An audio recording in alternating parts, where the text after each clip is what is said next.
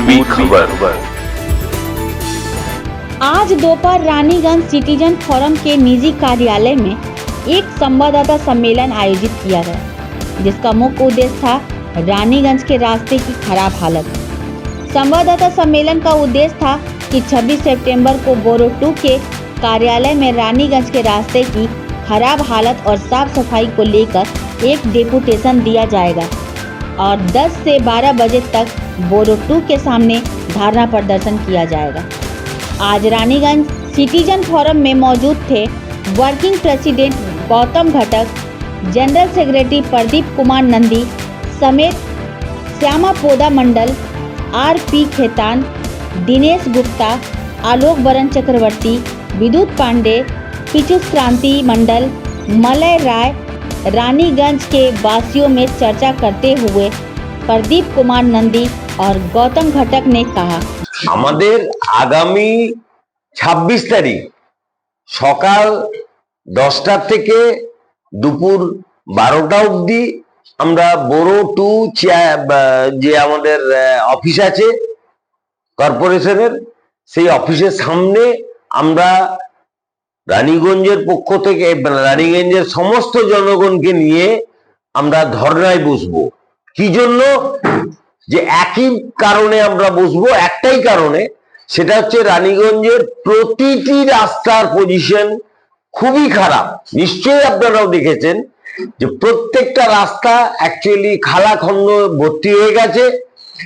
প্রচন্ড পরিমাণে অ্যাক্সিডেন্টের যা পজিশন, যাতে অ্যাক্সিডেন্ট হওয়ার খুব সম্ভাবনা বেড়ে গেছে।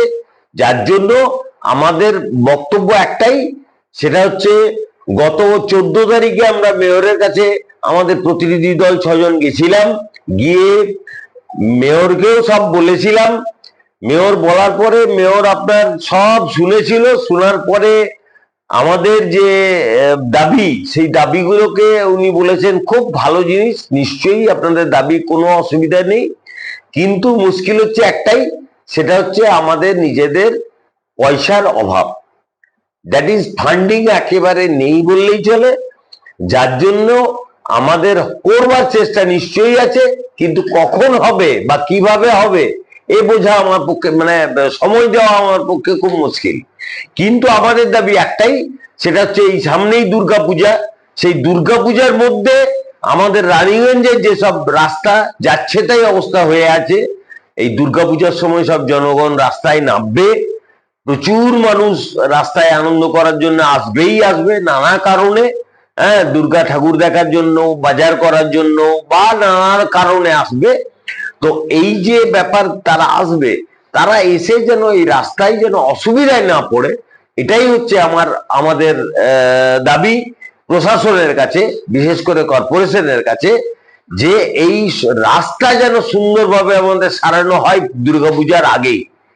আর এই সত্যি কথা বলতে কি, আমি আমার নিজের মনের ব্যাপার আপনাদেরকে খুলে বলি, সেটা হচ্ছে আমরা পেপার পড়ে যতটুকু দেখলাম, সিএম মাননীয় আমাদের সিএম মহাশয় এসেছিলেন গতকাল দুর্গাপুরে কোনো কারণে।